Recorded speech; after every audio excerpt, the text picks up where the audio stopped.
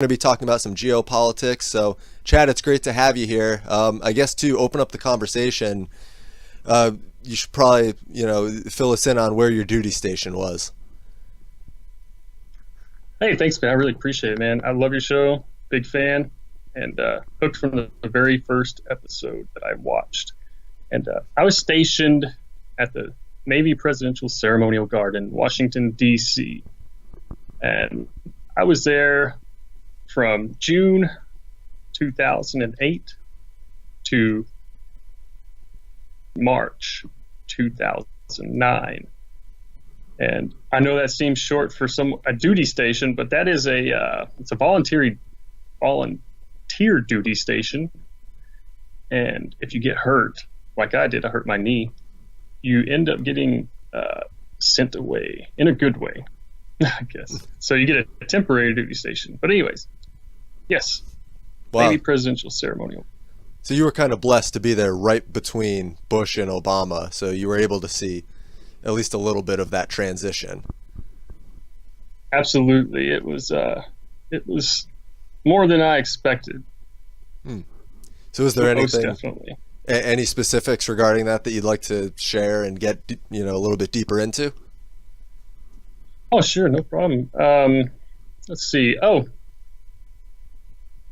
I'll start you off with kind of the environment at that time. So, for an inauguration, you need 300 guardsmen. When I got there, we had 14. So, they needed to put 186 more in by no later than October. So, they started rushing a whole bunch of stuff. It was just really bad. And so we get to this fallout. It's what they call where you go and you do a ceremony or funeral ceremony. And I can't remember what hotel it was, but it was for John McCain. It was a ceremony because he was running for president against Barack Obama. And I remember watching him speak to a whole bunch of people, not on stage, but just watch him walk around run the room, I guess you could say. And I kid you not, his mother got really drunk and he had to walk her out. He had to put her in a car and let her go. It was one of the most interesting things I'd ever seen because you get to afterwards watch everybody whisper and all the tension in the room as he comes back in. And then they're like, they were just talking about you. What they said wasn't flattering. So there was that. I watched a kid in Arlington he was running, he's a headstone, actually. He was looking back, his mom's calling him, and he just smacked her right into a headstone. And you can't break tightness is what they call it. You're standing there tight, and you can't smile, can't do anything. To drive that home, a Marine who did Ford's funeral wiped his brow after putting the casket onto the carriage. And he was discharged not long after. I mean, from the Marines, not just from his duty. And they don't joke around. You can't move, can't do anything. You just got to look presidential or ceremonial, I should say. So there's that. Any other questions on that? Was there anything like policy-wise that you noticed that changed between Oh yeah. the military credentials of Bush and then under Obama? Oh, most definitely. Leading up to the inauguration, we had a fallout, and so it was Michelle, Barack, kids, and Michelle was asking Mr. Obama. He wasn't president yet, so it'd be Senator Obama. If the military had to have a presence there, as a ceremony or whatever. And she had a real problem with that. Like, we were going to kill somebody. I don't know. She had a real attitude, not a massive bitch attitude, but it was just disrespectful, very disrespectful. And his family wasn't like that at all. Real nice gentleman. And so were most of everyone on his staff, matter of fact. But when it came to that transition, which I was not there, like this whole big transition, it's just, it's hit and miss when you get duty for whatever reason. And it was almost every time. You would notice he didn't pay too much attention to the Marines, and they're there 24 hours a day. And I think I only ever saw him speak to one once. And then again, I wasn't there like a whole bunch, but still. It was just, I wasn't expecting that, so it was surprising. Very surprising. Yeah, no, Michelle specifically definitely has a long history of bashing service members. That doesn't shock me too much. It does. Yes, and these people are a different breed. Not the Obama specifically, but just DC in general doesn't really matter. And citizens are great. I love the city. It's just amazing if you ever get to go, and it's just one of those places that has magic, I guess you could say. People are great. They got baseball, football. So that was right up my alley. Where we were stationed was on Bowling Air Force Base at, I don't know how it is now, but it was our barracks was Fanari Hall. And my room actually faced National Stadium. I had the Anacostia River right in front of me. And then across the river is DC. So I had a really good view from the fourth floor of the baseball stadium. And whenever they did their 4th of July celebration, it was perfect.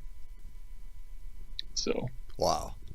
But yeah, they're just a different breed. I understand it because the way they have to work, because DC has just gotten so corrupt. But yeah, it's the way they treat people. They'll shake hands, smile, tell you that they love you. And I'm not saying me specifically. I'm just what I observed. And when somebody leaves, I hate that guy. No, yeah, I've definitely heard several people say that they can't spend more than like a day or so in DC because it just feels swampy everywhere. It does. Unless you get out of, I guess, that, like if you're not on like K Street over there or anything like that, you just have to know the place, I guess. That's the only way to put it. People, like I said, people are great, and then of course it has its bad side for sure, just like every big city. Oh yeah, I'm sure that there's certain areas of DC that are not so great. Oh yeah, it's particularly around the government buildings. It's for sure. There was probably any day of the week you would get 3 or 4 terrorist threats. Any day of the week. So it's crazy. It is nuts. I used to, like after I left or whatever, and even got out of the Navy, I had kept all the phone numbers. I used to prank call the White House. Oh man. Yeah, I know that there's several attempts to break into certain servers and like government computers just by a ton of foreign nations every single day. Like they thwart, hundreds, thousands every day. Oh, it's ridiculous. I was like the DIA, the Defense Intelligence Agency, and then White House Communications are on bowling. And that building goes down, the DIA or whatever. Yeah, it's an amazing building. It's if you ever get a chance to look at it, you could. It's almost like it looks like a big mirror. You could just tell that the way that it's set up, they mean business. You can't even get within, I think it's 100 yards of that building without being met with not hostile resistance, but what are you doing? What do you think you're doing? It doesn't matter that you're on a military base. You're not supposed to be this close without an escort. So Jeez. no, they don't joke around. And some of that stuff got really lax, and other stuff got really strict. In terms of the Obama administration, what happened is you had a commander-in-chief who was changing things up literally, it seemed, every 2 or 3 months, especially after Don't Ask, Don't Tell, or repealed or whatever. And I mean, and it's just, it got so bad. We were getting new, I guess, orders. I'm not saying like combat orders or anything like that, just new orders that came down. It just seemed it was too often. It's like, what the heck is going on? And you would hear all the older service members like, this has never happened. I've served for 15 years, first class petty officer, chief, and they're like, what is this guy doing?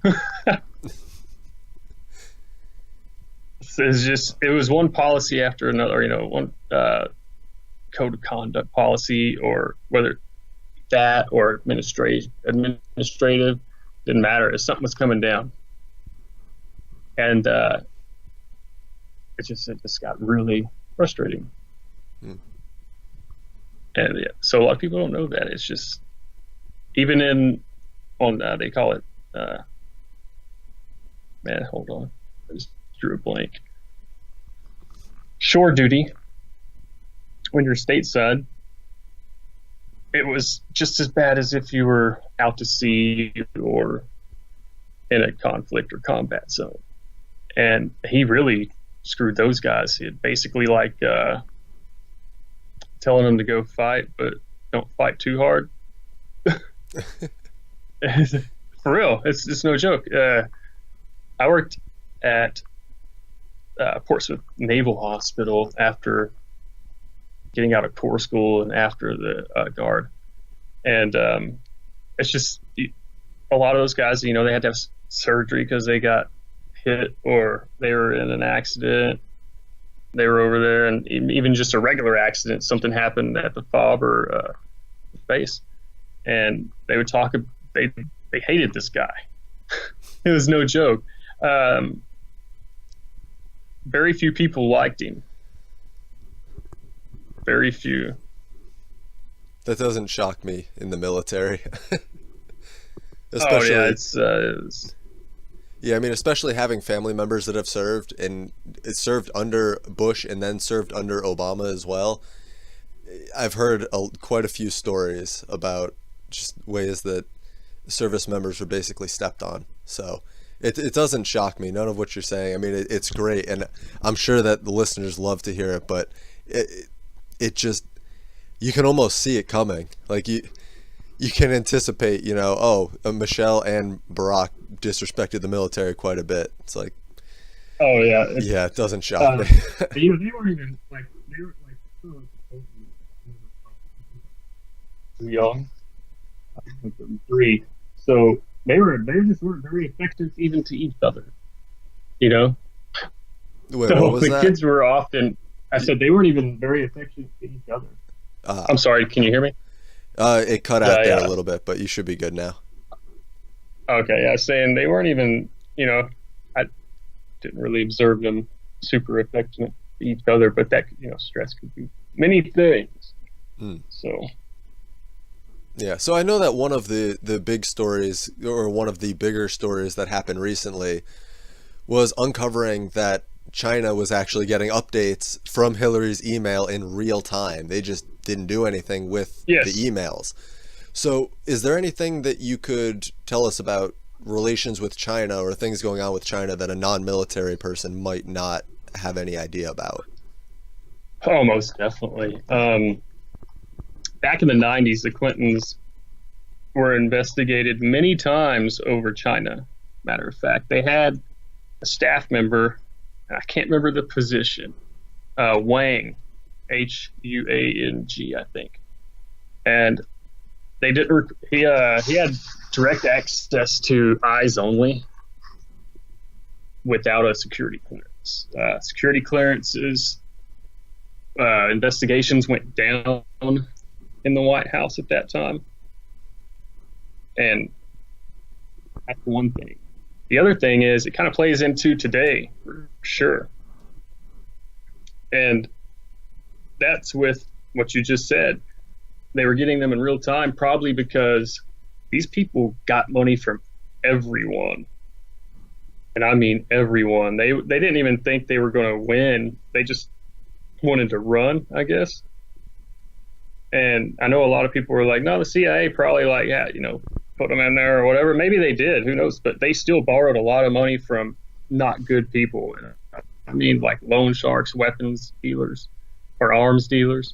And this is where a whole bunch of stuff starts making sense when it comes to Benghazi, Fast and Furious, and a bunch of other stuff that happened under Hillary's State Department and Obama's whole administration, as well as Clinton.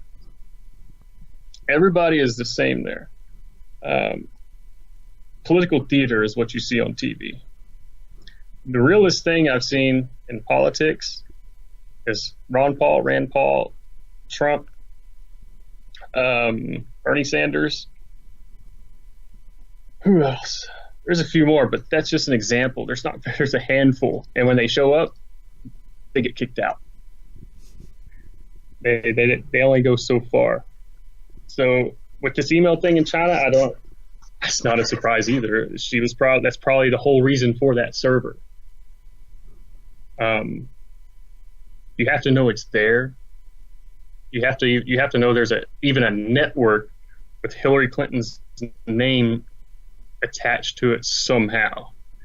And if it was a secret network and the government didn't know, like if the CIA, if somebody didn't know about it that worked in the government, whose job it was to make sure that communications were secure, which they run tests, just depending on who you are and what's going on. They run them weekly, bi-weekly, every month. They're strict.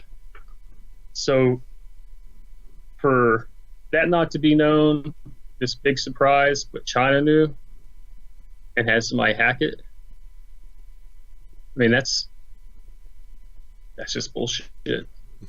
Sorry. No, I mean, looking at China they were and just a lot of what they're doing around the globe, it doesn't shock me that they're trying to move into the global superpowers like Russia and the US and trying to expand their own nation in terms of the area that they're covering. Correct. South China Sea, and I think it's East China Sea, down Taiwan and that area, Japan and that area. Yeah. Yes, most definitely. They're building islands. They're turning low sandbars into high sandbars and expanding. And they're putting armed military presence on them, saying that they're theirs, and they're not.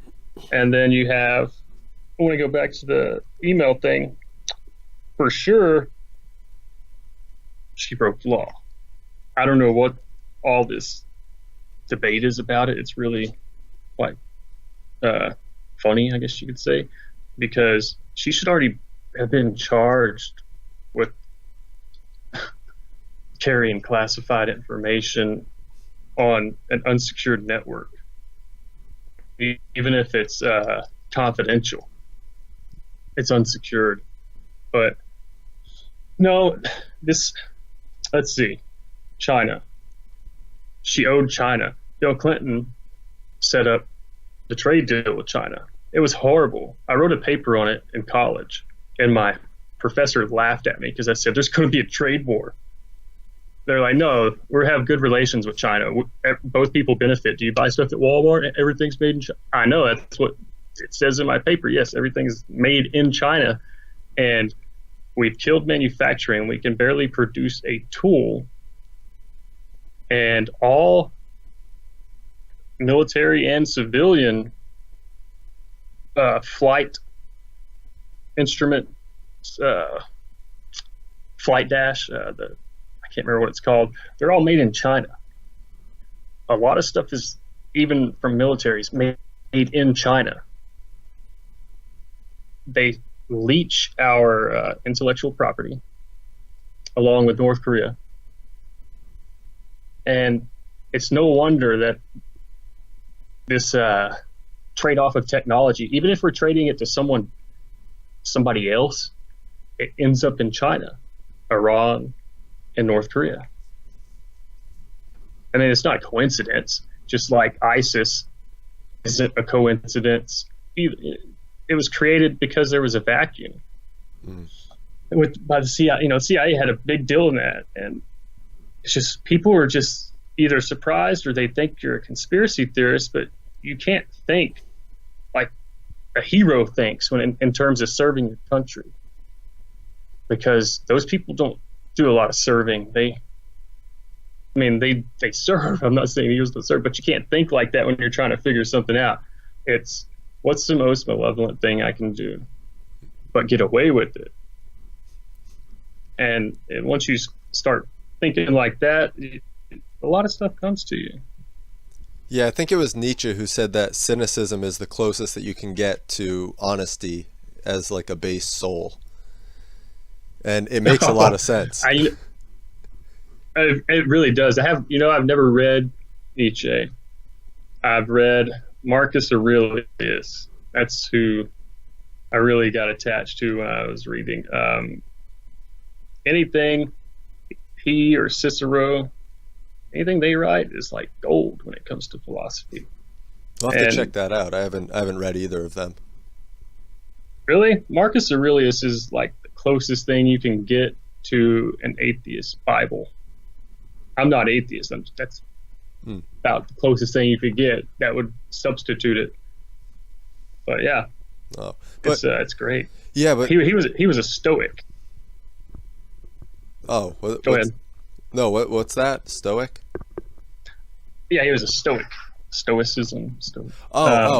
Really practical. Oh, I see. Okay.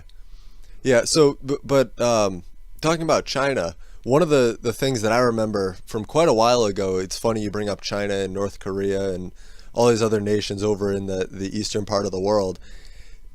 There was an oil shipment that went from China to North Korea.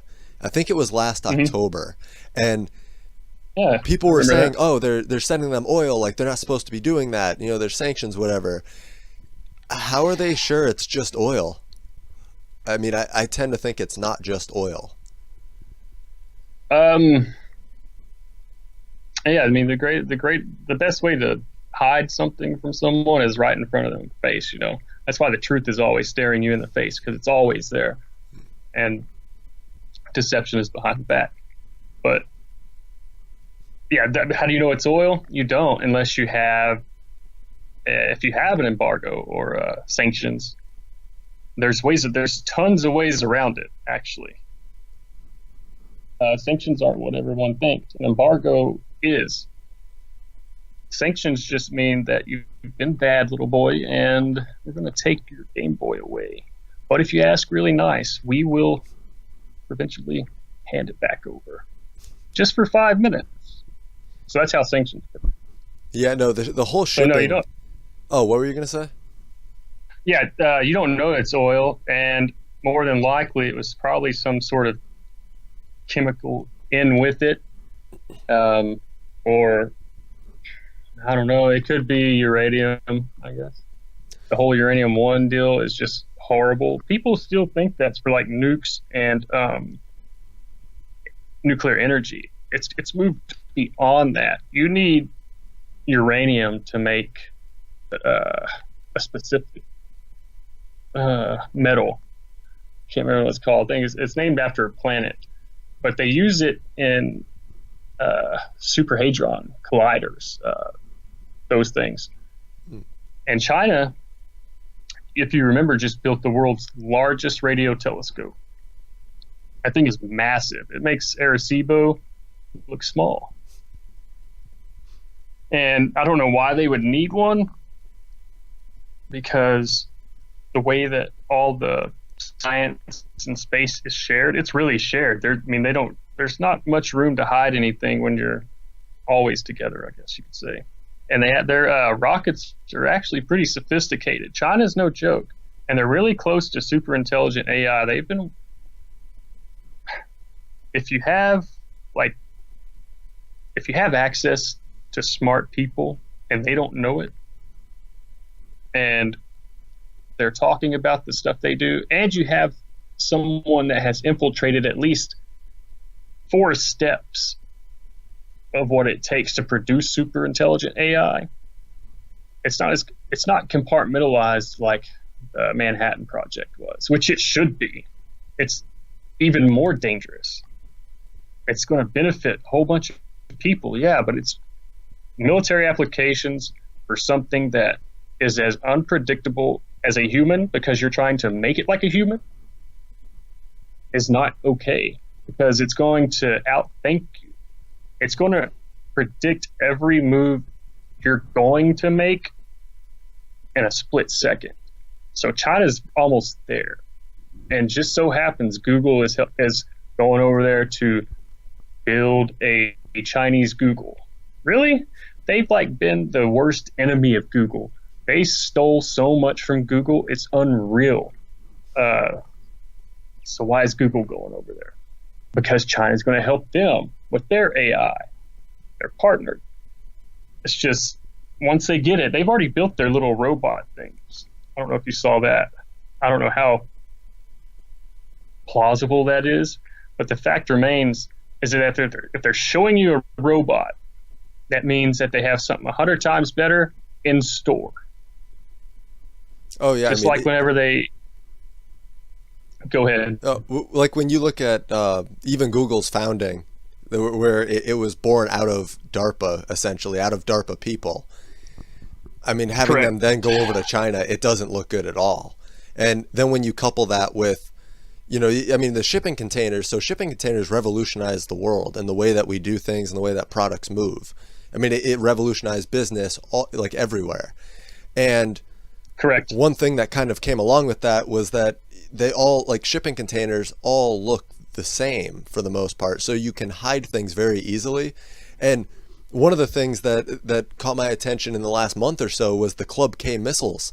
It's the missile system that looks like a shipping container, but it can be sent anywhere and it can get anywhere that a shipping container can get to. Yeah. And it's so funny that Google was testing shipping container productivity just a few years ago, before this Club K even was in development. And I mean, they were out in the middle. They said they had people working in the shipping containers, so they weren't distracted or something. They were just doing an experiment, You know what that reminds me of? I have no clue what they were doing. That reminds me of it just so happens they were doing this, and then you have a Club K container. Yeah, no, that reminds me of the shipping barge that was off the coast of San Francisco. Oh man, this was a few years ago, but there were people that noticed the same barge just go out to sea and then come back and just go out to international waters. Google. Yeah, it's a Google-owned shipping barge. It's so they could break the law, essentially. If you're out in international waters, it's maritime law, baby. Yeah. And they maneuvered around a whole bunch of regulations and whatever. Yeah, I mean, the speculation. I mean, you could actually you'd go clone somebody, I think. I don't know. I was just going to say, the speculation was that they were out in the ocean cloning, and then the shipping barge, they stopped seeing it at the same time that the Obama administration signed a piece of legislation that allowed that kind of experimentation on American soil. So very strange connections. But I mean, the super soldier program and super nerd is what I call it for intelligence, because they are. If they're building a super soldier, they're building an intelligence apparatus to match it. And that goes everything from tech, mechanical, biological. And it just, you have to have, to be a warfighter, you have to have specific things. Like Iraq is not they're not a problem, okay? These radical Muslims are not a problem. Yes, they've inspired attacks and they've killed people. Imagine if they had ICBM capability, like the Taliban had jets in the beginning. They had fighter jets, old MiGs. And imagine if they just had the F-13, something F-14 Tomcat. Imagine if they just had that, and then a short-range missile system. They could have done a lot of destruction, but they didn't. And everybody's focused here because they're told to. You get rallied. Woo-hoo. I got rallied. I was deceived. And then you find out all the dirty little secrets. Like, even in the military, you hear people talking. You're like, hey, that guy doesn't ever make shit up. And he's not really a big fan of conspiracies either. So they're not a problem. Yeah, they're puppets. There are mercenaries. We moved literally from hating Al Qaeda to funding them. That's in a video I'm currently working on. Is we moved from kill, destroy Al Qaeda, and just so happens they find Osama bin Laden, and shortly after, all the funding Al Qaeda needs in Syria. I say funding. When I say fund, I just mean supply, resupply, advisory, meet and greets. I think McCain was over there, surprisingly, right? John Kerry too. Talking to the First Syrian Army, or the Free Syrian Army. And the Free Syrian Army is made up of Al Qaeda affiliates. That's all it is, and Hezbollah. So, I think is it Hezbollah? No, I could be wrong. I think Hezbollah is not it. I think it's Hezbollah on the Syrian side. Correct? Yes. Yeah. Sorry about that, because they're Lebanese. They're Lebanese. I was thinking something totally different. But anyways, yeah. So people don't. People actually believe in coincidence. I'm sorry. There is no coincidence. There's accident, and that's about it. Yeah, I mean, I thought about that for quite a while, where, you have these terrorists that'll blow themselves up to kill like 10 people. 3 people. Yeah, or 3 people. But it's like, if they infected themselves with Ebola and got on a plane to France and shook hands with, 500 people, I mean, you just caused an epidemic. You just shook hands with 20 people in a airport. You just caused a pandemic. Oh yeah, but they don't do that, and they don't ever do it, right? Yeah. Yeah.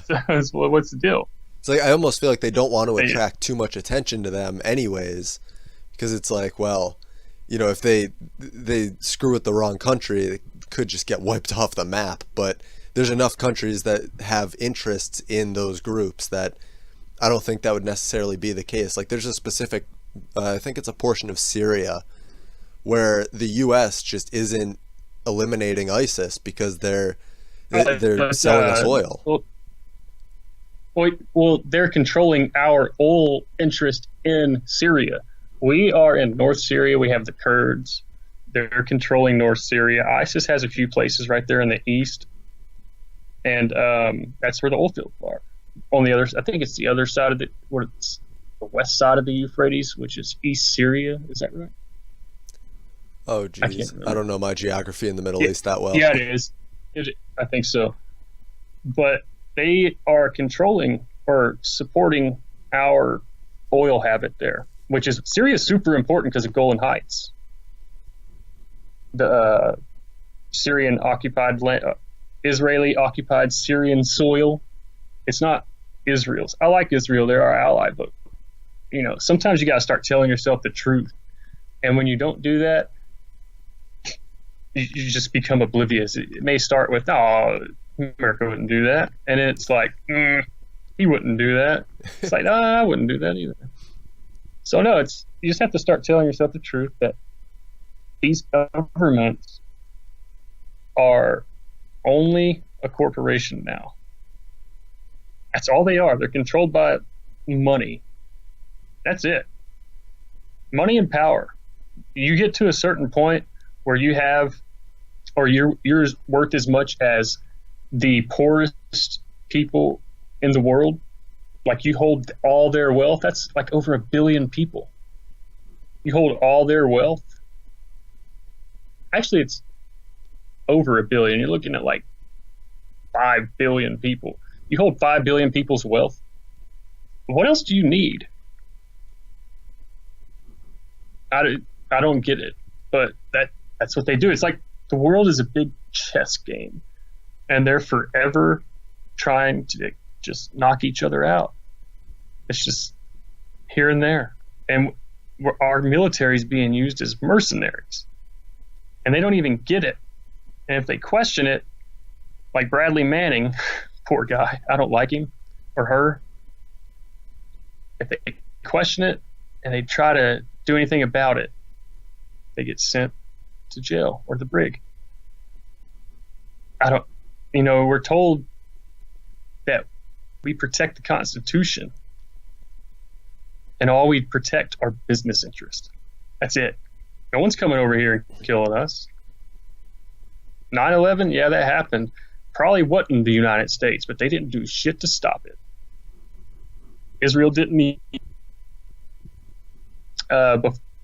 Before that, India. I think it happened in India. They detained 4 or 5 or 6 Israelis, I think, dressed like Afghans. And story goes, Pakistan calls, a deal is made. These people that aren't Muslim or even Taliban are let go, and they're on their flights. I'm not saying they're terrorists, but that's just a big red flag. And to start funding and helping the people that allegedly, I say allegedly, they bombed us, but we didn't do anything to stop it. And we maybe even like the FBI does with their program, we might even be growing them. Somebody who's not an extremist, and then an FBI guy on the computer makes contact with someone that maybe just logged into like the wrong Discord room or something. I don't know. But then they follow them, and then they approach them, and they're like, hey, you want to build a bomb with me? It's like, really? You just radicalized this person, and then you're going to arrest him when he does what you say? You just brainwashed him to do what you wanted. That's a disadvantage. That's like saying, hey, come here right quick. And then you do that whole mentalist thing where you like snap and hit the floor, and then the person, like, their head drops. And then you give them suggestions, and then they go do it. That's exactly what that is. You just literally brainwash someone to become a terrorist so you could arrest them to basically run human tests on your little experiment to see if it could happen or something. I don't know. But the fact is that it's done. And that's a fact. That's verifiable. What's up with that? If they could do it to people in America that aren't natural born citizens, makes you think they're not going to do it to you. I'm not saying hate your country, but you need to question things. And in the military, you can't. And they try to, either it's on purpose or it's just blind loyalty.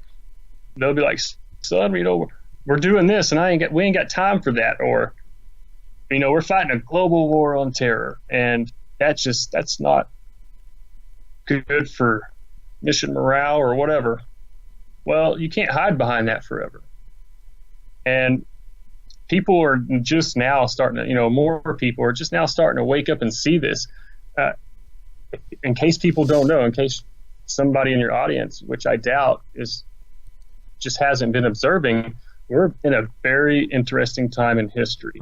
We're not even we're not even considered post World War II yet. We're still like running around asking everybody, what are we doing? Hey, hurry up and wait type of stuff. And what's emerging in America is this unempathetic, narcissistic society that they don't care about anybody. I mean, Facebook brags about their AI that can read emotions. It listens to you, and they brag about it. Yet people kill themselves on Facebook, and why doesn't the AI alert the police that someone's exhibiting signs of suicidal, homicidal behavior? Because if you're suicidal, you're homicidal. There's no disputing that. You're going to kill somebody. Either it's going to be yourself or someone else. You see what I'm saying? Yeah. And this is what we've come to. And I've been, I was born in '84, and I can remember from a long ways back, which is pretty crazy, and looking back and just saying, hey, yeah, now that kind of makes sense, as long as I didn't make it up in my head. So it's just really not cool. I mean, people have their heads stuck in a cell phone all day, or even because they have to work at a computer all day, but they're not looking up and they're not looking around. And despite the World Wide Web that was supposed to bring everybody together, it's created more distance than any time after the Civil War, even more than the Restoration, whatever that was called. I can't remember right now. So it's just really crazy, man. Yeah, I think that the red pill moment starts for a lot of people when they realize that the government is just a cartel with a monopoly on authoritative force. It's not like there's nothing that gave them that ability or that power. They just took it and instituted themselves and then continue to aggrandize themselves now. And I mean, we still see it. Correct. Even though it's not the same people who started it, we still see it now. And that's why when you look at the founding fathers and the Federalist Papers and the way that the Constitution was written and meant to be interpreted, they had checks and balances for a lot of these things. That is correct. And so many things have been gerrymandered and just gone around and circumvented that now it's like we have a system of government that's not even representative of what the founding fathers wanted, but it is coinciding with human nature going towards a direction of an authoritarian government. And I think that partially comes with the death of religion. It comes with the separation of the family. I mean, there's a lot of factors that go into it, but regardless, it's like people need to realize that the government doesn't have any kind of legitimacy to that authoritativeness. It's something they've instilled on themselves. That is correct, especially with the education system coming in. It was federalized, it became federal under, I can't remember which president, was it Carter? It was in the 70s when the Department of Education went up. So it was Department of Education that was Carter. And my federal government professor was really good friends with Carter, actually. And he served in the Carter and Reagan White House. And he said Carter was the guy you wanted to be your neighbor, but not your president. That's what I've heard. And the reason is because he was a pushover. You want a pushover neighbor, plain and simple. And that was just his big problem. And that created a vacuum, just like Obama did, where I say vacuum, a divided nation. And I know people love Trump. Yeah, hey, I like Trump. He serves my interest. He really does. But I'm not sitting here bowing to the guy and saying he's the greatest thing since Lincoln or Reagan. He's a president. You picked that guy. So you don't need to lack of a better word, brown nosing. It's once you do that, it's like quitting. They always tell you don't quit in the middle of a season, because once you do, it starts a habit. You become habitual.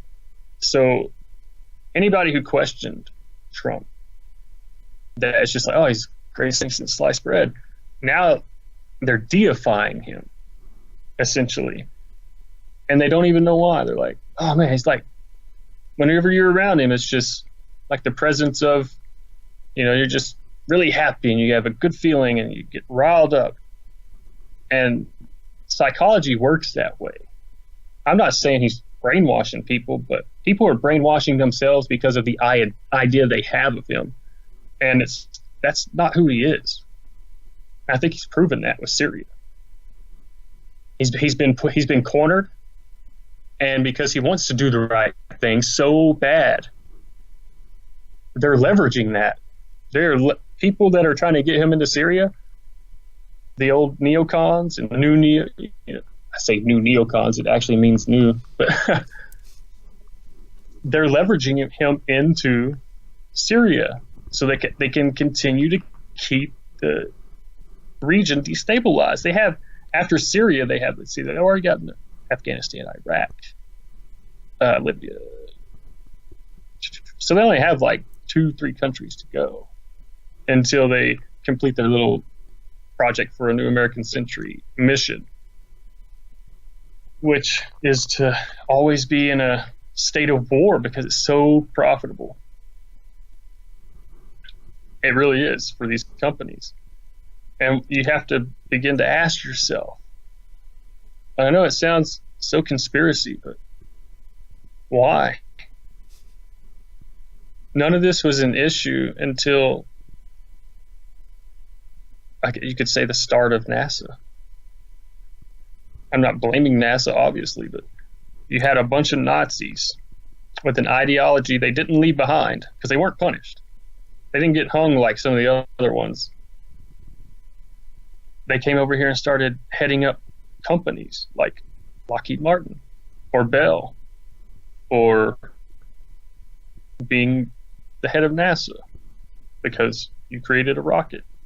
So this ideology that spawned from this National Socialist ideology is permeated, because it was a minority then, but it's permeated so much now that you can barely tell who the socialist is or who the really conservative guy or girl is. It's almost like you can't tell because they're all the same. They're just all the same. There's no difference in name. Everything is action. If they're not doing the actions, and all you get are excuses, like with Bush, his dad. That's why he's a one-term president. And then something's up. Or your representative. Oh my God, my representative made me so mad. But yes, then if you're not getting results and all you're getting is the carrot in front of the horse's mouth, then that's when you really got to start getting people together and say, hey, man, something's not right. Our representative is not representing us like they're supposed to. Our constituency is suffering, whatever the case may be. So these corporations, Citizens United sealed the deal, kind of like how Roe v. Wade sealed the deal. So, yeah, I mean, when you talk about... Oh, go ahead. No, yeah, you go ahead. What were you going to say?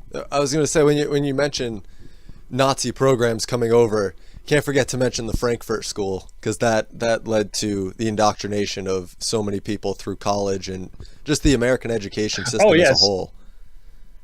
Well, they don't teach this in school about school. Yeah. Which is absolutely insane, because every other thing if you get a job, you learn that the first thing they hand you is the history of the business.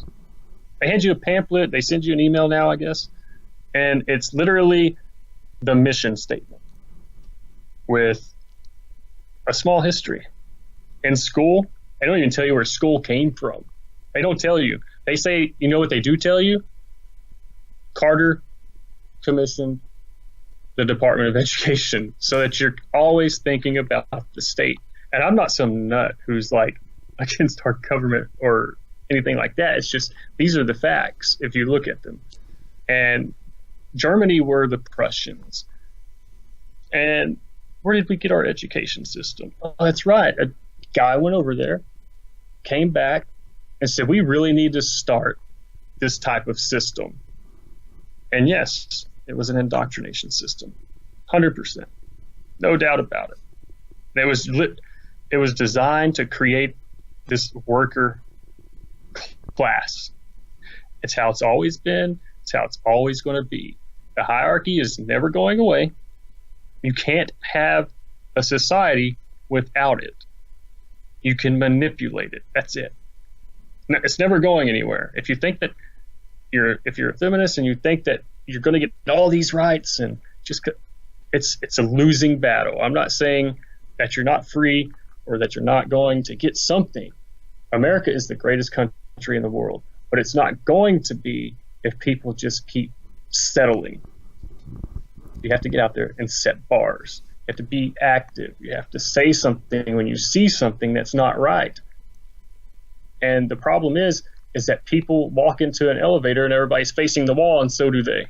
That's the problem. Yeah, I mean, Common Core is much more recent, but you have the same thing where it's like you're not teaching kids proper history, and you're not teaching them the things that they need to succeed in life. You're not teaching them useful skills. You're teaching them to just kind of conform with everybody else, be the same. And the other problem with that is now it's an ideology. The state is educating your kids, and it's scientism. Yeah, and the 10th Amendment's supposed to protect against that, but then it's on the states, and then the federal government's controlling the states, telling them what to do. So it's loopholes, like I was saying before. They find ways around it. But I mean, Common Core, it's like you have No Child Left Behind that Bush institutes, and it does the same thing. Correct. Instead of raising people up, it's lowering them down. And when you talk about Common Core, it's like Common Core, if you're going to make something common for everybody, you have to set the bar low. You can't set it high. Nope.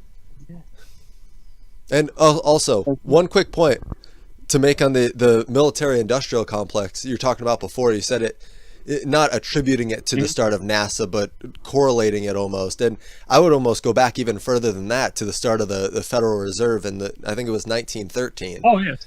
Because what you have... I mean, they were in charge of, Yeah, so what you have is, once the Federal Reserve got going, in the very early years, they were buying government debt, and they only owned like 7% of it, because regular people like you and I were going and buying the debt with the money that we saved, in the hopes that the debt would be paid off and we'd make we'd have a return on that investment. But now people see, because people actually paid their debts. Yeah, but now we see that it's just running out of control. And what's happening is the Federal Reserve, when they buy the debt, all they're doing is printing more money for the government, causing inflation to go up. So when we go to war, and this props up the military industrial complex, because then when we go to war, it's like the government can just go further in debt, print more money for that. And so we're putting all of this debt off on a future generation that's never going to actually see that debt. So we're starting wars that shouldn't be started. We're going into conflicts and propping up social programs that shouldn't be propped up. Nope. What you're doing is okay, so there's no good way to run a government. There is not. There's no good economic system. All of them are flawed. We just have the best of the flawed in every way. And this also goes with the programs that they create. You don't vote for someone who tells you that they're going to put their hand around your throat and you're not going to be able to breathe quite as much oxygen, but you're still going to be able to breathe. However, when I let my hand off your throat, what's going to happen is the oxygen that goes in is going to get you high.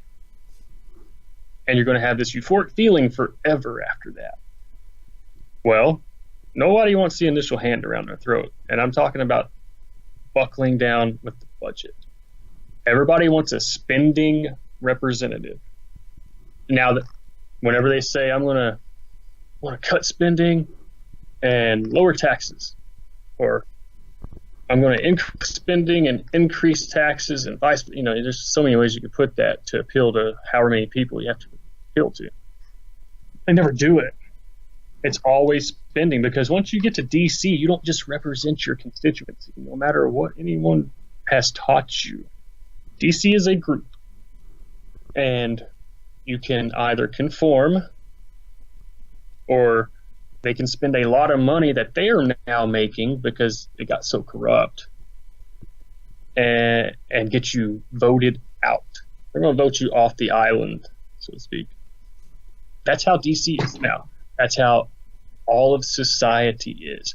No longer does something have to be true. It just has to be fun and popular. And then, hey, we have a consensus over here. It means we're good. No, it's not how it works. It is actually how it works now, but that's not how it should work. One day, everyone's going to have to face the music. Reality, yeah, you could put it off for as long as you want. You could even put it off until the day you die. But the day you die, reality is going to hit you.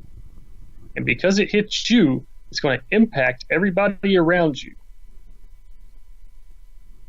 Yeah. So, and I guess we'll finish up with a quote here that I'm remembering. I'm going to paraphrase from Huxley, where he said that people will vote for somebody who will justify their indignation. And I mean, we're seeing that. We see it minorly on the right, but we see it really on the left nowadays, where it's like you have people protesting capitalism, big businesses, and I get there's a reason to protest huge corporations that are fed subsidies, and it's not a true free market capitalist society. It's a crony capitalist structure, and I understand that, but you don't have people protesting that. They're protesting capitalism pushing for socialism, and socialism and communism and monopoly capitalists all hold hands. I mean, it's all the same thing. So that is correct. It fits really well. You want to go 5 more minutes so I can explain something? Yeah, go ahead. It doesn't matter. Go for it. But, okay, so if you see what's happening, you don't even have to look at Europe anymore. And the reason you don't have to look at Europe anymore is because now you need to look at China. If you want to know the future of the United States, because of the path that we are on, trying to get off of, look at China. They are the same way. It's not even crony capitalism. It's fascism, where, well, no, it's not even fascism. I take that back. That was a horrible definition. But it's just like China, where the government has its hands in the corporations because the corporations put them there and are rewarding them. And the corporations are splitting the power with the government, except the corporations have the majority stake in the company, so to speak. So they're going to start implementing their policies as law. And this is why you see a whole bunch of stuff like, hey, man, that's kind of like that same ideology of your policy. That's like this law. It should click, but it doesn't. Everybody thinks it's because that policy is there because the government set that policy. No, it's there because it was there first and the government adopted it. And so you're going to have a social credit system. You already do in terms of your IP address. And all that stuff is filed, not by humans, obviously. Data outgrew us 20 years ago. And that's why you saw all those data processing and fusion centers pop up. You have an avatar, so to speak, a personality, a digital personality, and it can be used against you at any time. Nothing you do on the internet, anything connected indirectly to the cloud or another, if you pair devices, an air gap is no longer safe if you're trying to avoid whatever. They're going to use it. And when they use it, it's done. So if you want to look to the future of the United States, just look at China, where some of them are happy and a lot of them are not. And that's more millionaires leave China every year than any other country in the world. However, more are made there too. But they leave. China has a lot of wealth leaving their country, and they're not going to make it to 2050 with their economy. They're not. Right? They say, yeah, on the path they're on now, yeah, they'll be bigger than the United States, but they're not going to make it. That economy is about to implode, and when it does, it's going to have not a devastating result on the United States, but it's going to have a massive one. Turkey's already imploded. Russia's imploding. Iran, they don't have an economy really, so to speak. I guess they have a little one, or they wouldn't be there. But yeah, all these companies are banding together. Countries are banding together. You got BRIC, and the world is as divided as the United States. So that's the future of the United States if people don't. I'm not even going to say wake up. If they just don't start paying attention, put down your cell phones, take a break from them. I stopped using social media. I don't even watch TV anymore. I just stopped using stuff for a really long while because I was literally addicted. I had withdrawals from Netflix and social media. And that's when I knew, like, wow, that's some really powerful stuff. Yeah, So, I think people also need to recognize where they're getting their information from, because the issue that I see, especially with mainstream media, is there are people who feel like they're informed, who feel like they know the truth, who feel like they know what's really going on, but they have no idea. And a good example is I know a few people who I've talked to who, like, I know in my regular life, who get all their news from Twitter. And it's like, oh, I just go on Twitter, it's whatever's trending. It's like, no, that's curated. That's not really what's trending. That's AI. Yeah. Okay. If you see people with like 3 million followers and no verification, or even if they have one and they're just like some regular person, but they also follow 3 million people, then that's a bot, most likely, or someone's bot. It's AI. AI is already out. The genie's out of the bottle. It's on the internet. If you wanted to kill it, you couldn't. You simply have to stop using technology and rebuild from scratch, and you have to create a whole new network that's not even, it's just ridiculous. But yes, their AI is Russia. Okay. When they say the Russia investigation, Russia didn't do anything to the election. I can almost guarantee you that was an AI program that was doing what it was supposed to do when it was they write specific protocols, and then it starts rewriting itself. And you see this with Facebook had to shut down their bots. Amazon had to do whatever theirs is. But you don't know if the government's telling the truth, and you don't know if they're lying on purpose or if they just don't know what really happened, so they're blaming the Russians. But the Russians weren't responsible for the amount of disinformation that was sent out on Facebook, etc. Facebook is punishing a lot of people, but they're not punishing as many people as that would warrant. Does that make sense? Yeah. If it was really something like that, the government would say, all right, we are regulating the crap out of this. You have government protection, and we're regulating it right now because a foreign country just did this. No, it's just because it's not a foreign country. They had no impact. That was AI because it knew it would get a rise out of negativity more than it would positivity. And that's how it works. On Twitter, on Facebook, all of them. If it sees, or YouTube especially, oh my gosh. That algorithm works. The way it works is if you have an AI, at least think about a node, I guess you could say, on your video. It's like sitting there watching the comments of people who have that's why they say, hey, I have over 1,000 subscribers, because it's not worth telling an AI to put a node on your stuff if you have 3 subscribers. Yeah.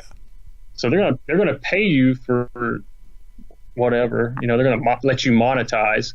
Essentially, making money to sell your information. Not only is it taking your stuff from YouTube, it's taking your stuff from your cell phone that you've got connected to YouTube. It's taking your stuff from anything you have connected to YouTube, even if it's not connected. If it just has the app on the TV or the app here, the app on the watch, whatever. So the AI created that whole mess. And Hillary Clinton had a big, big part to play in that.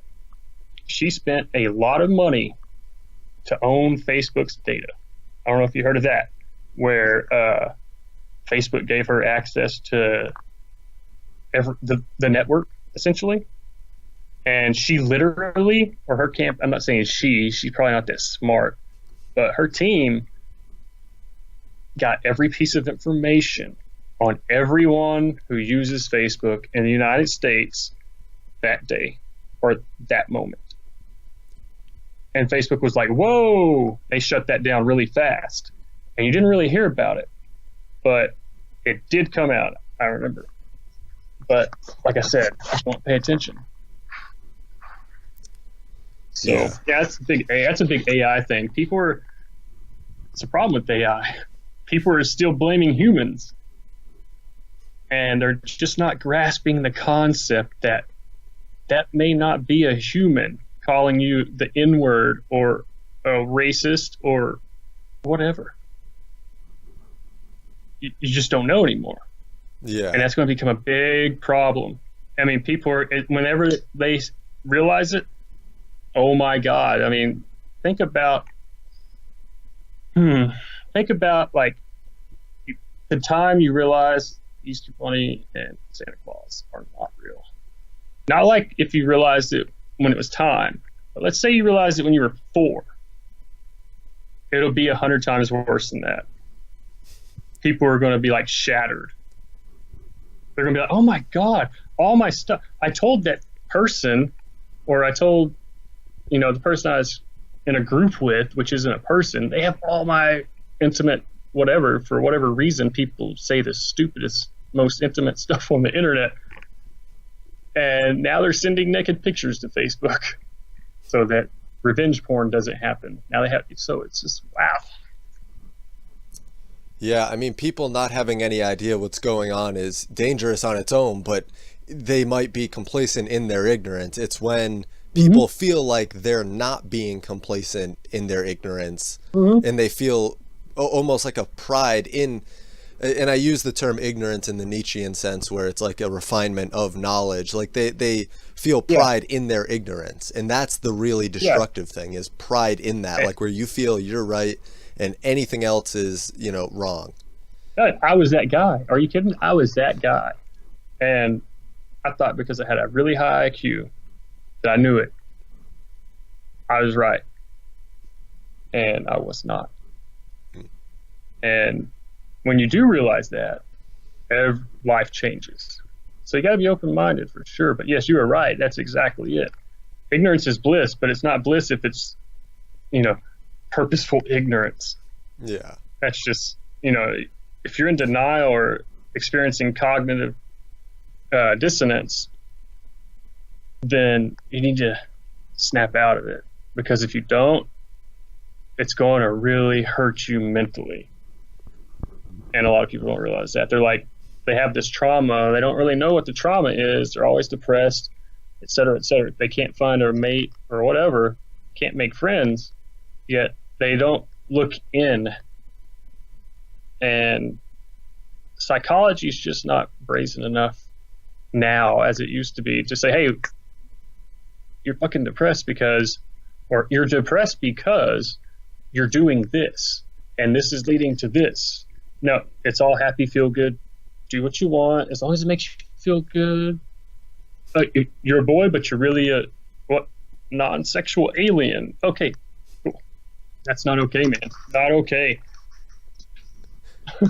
It's just not okay. They're telling kids to take hormones, despite 40% of those people, transgenders, committing suicide. They have, committing not 40% total, but 40% of a specific, I can't think of the word now, they're committing suicide. That rate is up.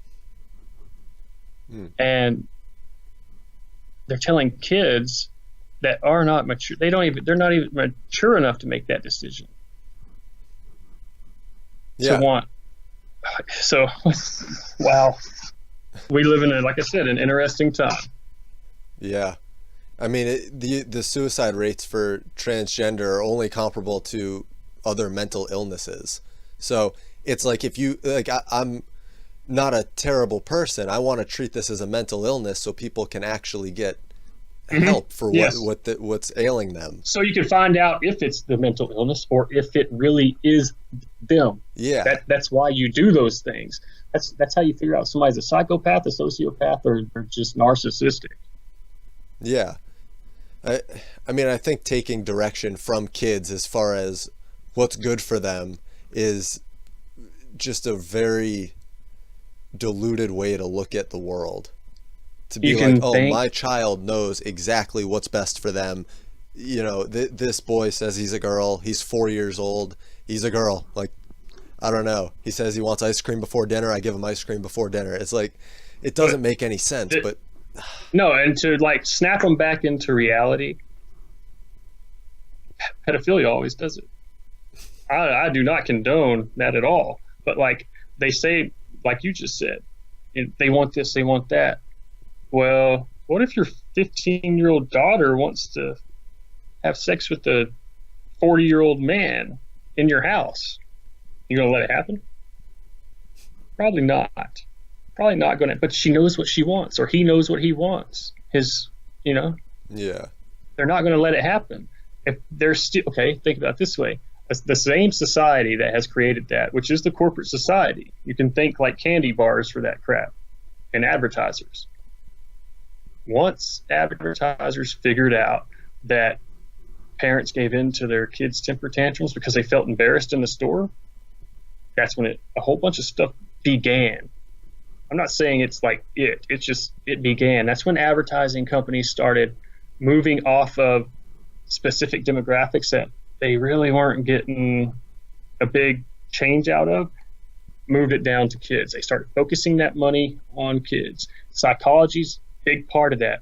A lot of corporations started funding psychological studies. It's all a system, and you can use it or abuse it, and it's been abused. Yeah. There's not some big conspiracy that says, hey man, these people 10,000 years ago, well, they started running the world and they planned putting candy bars at your kid's eye level. No, it's just chicken after the egg on that one.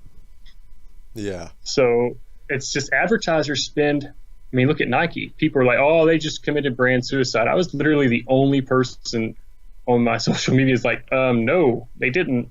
That's just a really odd view to have of an advertising company who's been around a sports apparel company is multinational, been around for over 30 years.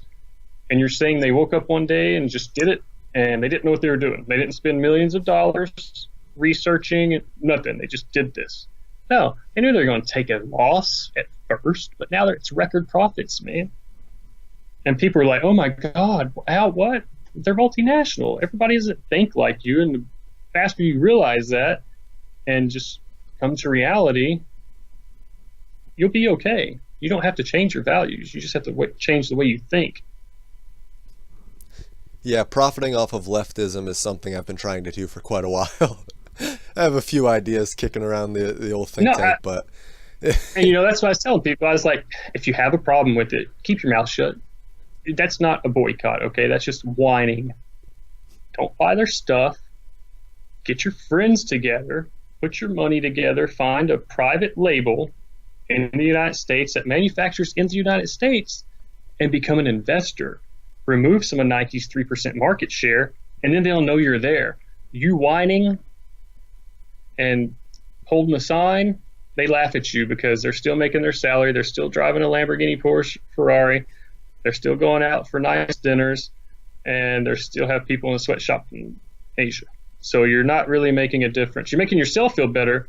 So it's almost narcissistic for you to boycott like that. take an action, make it count. I mean, America has lost that main function of power, or people are power. And if you use your head and put your money together, start a shoe company or a sports apparel company in the United States, yeah, it's not a quick fix, but they're going to fill it, 15 years down the road, and they're like, where'd these people come from? They're like, how did we not see this coming? And you have blind spots in business. Nike's blind spot is their hubris to think that no one can compete. And then other people's blind spots are, it's me, me, me. I got to make all the money. I don't want you as a partner. If I get you as a partner, I'm going to push you out. I'm going to devalue your stock in the company, and you're gone. And the sooner people start realizing that it takes cohesiveness to win anything, even chess. They say that's like a one-person thing. You can't win without an opponent. You're working together to create or to accomplish a goal. You don't win without playing someone. So you can't treat competition as a excuse to divide yourself from things you do not like. Yes, people are socialists, people are Republicans, but they're also people. And rich people, poor people, you have to come together. And if you come together, you'll start putting these big businesses out of business. They can't hold ground forever. They start losing money, start laying people off. You bring those people in. That's how the unions got started. I'm not a fan of unions. I am a fan of co-ops. So co-ops they're underrated. And people who create them, they are rich, because it's like this secret that everybody knows, but they don't talk about. And that really hurts people, because I think everybody's out to screw them. And I'm assuming this, I don't know it, but maybe that's the one reason that it just doesn't happen, because our system is set up perfectly for co-ops. It really is. Just people don't think about it. It's just like the government. They rely on corporations. It's like, oh, they make my TV. I don't need to go start a small TV company. They make my pants. I don't need to start a private label. No, you do. The one thing every American has to fall back on is their entrepreneurship or ism. If you fail at everything else in life and there's nothing to lose, you can always sell yourself. And when I say that, I mean products through you, not like go prostitute yourself. Yeah, I think a lot of the issue is when people confuse things that they see big business do with human nature. Mm-hmm. It's like there's a Correct, government there allowing big business to exploit something that it's not a product of human nature. Co-ops work perfectly fine. But that is correct, yes. Yeah, so we've been going now for just about an hour and 20 minutes or so I'm going to cut it here, but this was fantastic getting to talk to you, Chad. I'm really glad that we got to cover as much as we did. I'm glad I got to hear about some of your Navy service, got to hear about your thoughts on China, Google, AI.